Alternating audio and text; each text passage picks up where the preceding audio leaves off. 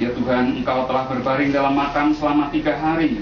Maka kami mohon, sucikanlah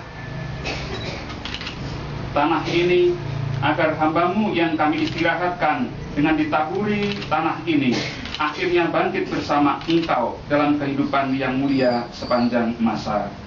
Amin. Juga berkatilah bunga-bunga yang akan kami pakai untuk menghormati Engkau dan sekaligus juga menghantarkan peristirahatan saudara kami Fidelis Haryadi ini. Semoga bunga ini mengungkapkan tanda hormat kami, cinta kami, dan sekaligus juga segala hal baik yang telah ia lakukan di dunia, supaya berkenan di hati-Mu demi Kristus Tuhan dan pengantara kami. Amin.